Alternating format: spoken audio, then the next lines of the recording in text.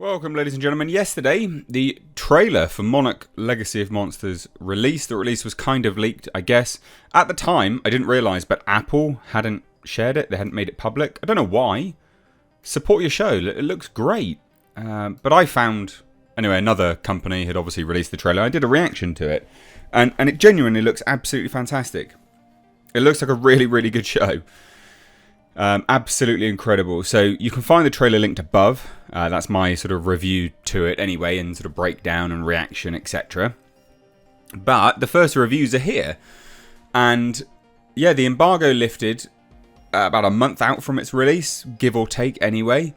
So that's always a good sign that the embargo isn't right up until the day before, for instance, because obviously that's something to be concerned about. It means that the studio behind it is, they want to hide stuff basically. But the review embargo lifted. The Rotten Tomatoes score, although not important generally speaking, it can sometimes be a marker. It was at 90% yesterday.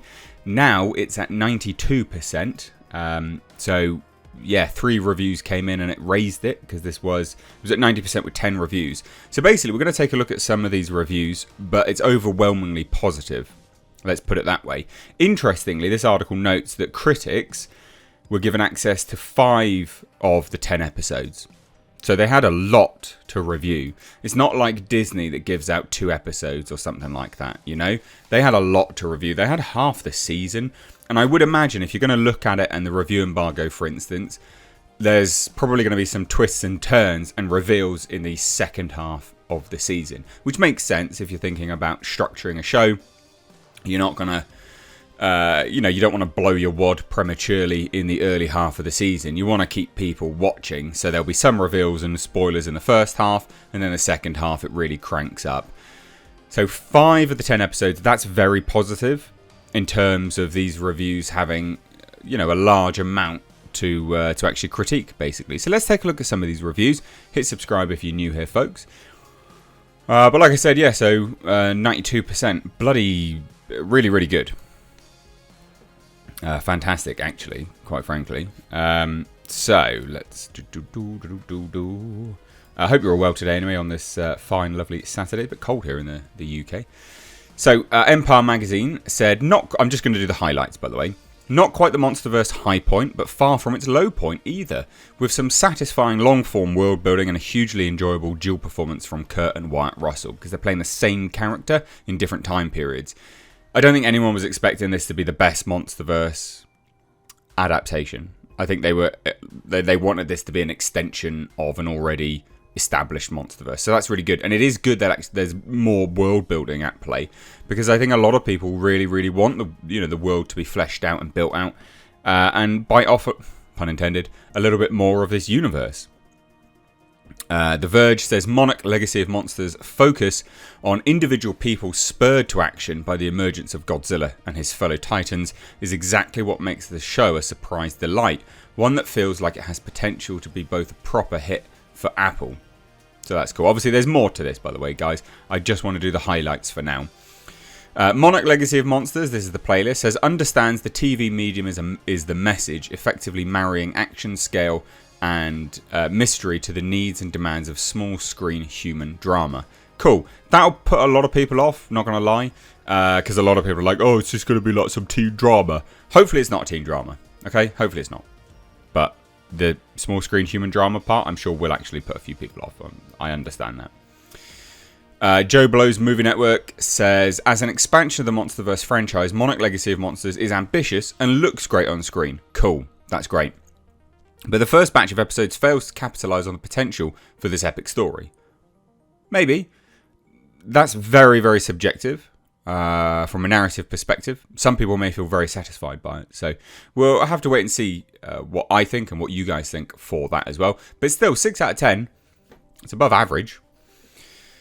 If you're coming to this series expecting to see lots of giant monsters battle, like I was, you'll be mildly disappointed, because this is a character-driven story. The pilot episode is fantastic. Okay, so good to gauge expectations there. It's not going to have a lot of super monster action stuff, but there may be towards the end. That's the thing. They're only given 5 episodes, and they do have to establish the human narrative as they go through this. I don't hate that.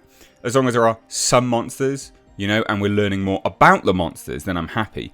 If we're learning more about the monsters, but we're not seeing monster fights, then I don't care. And if we're seeing monsters, and they're not battling specifically, then I don't care. I'm happy with that.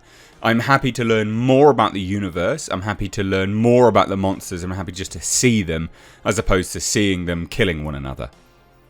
And I'm sure I don't speak just for myself, though. I'm sure there are other people that have the same opinion. So, Superhero Hype says, it's a setup that satisfies the first rule of good genre entertainment, established character stakes that would work in any kind of story. Cool. Midwest Film Journal, for a live-action Godzilla show, it consciously tries its damnedest to capture the franchise's different flavours of human storytelling, and that level of thoroughness in its creative philosophy is very admirable. Don't really know anything from that, but fine. Monarch Legacy of Monsters is an incredibly epic show that only dives deeper into the Godzilla lore and Monarch itself. Now that I'm happy with. Godzilla lore, great. Yes, epic, let's do it. But where it really wins is showcases the ground level of how humans are dealing with all this in their world.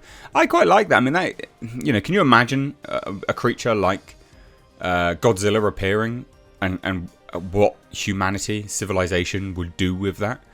I mean, that would shake you to your very core. So I think that's an interesting exploration.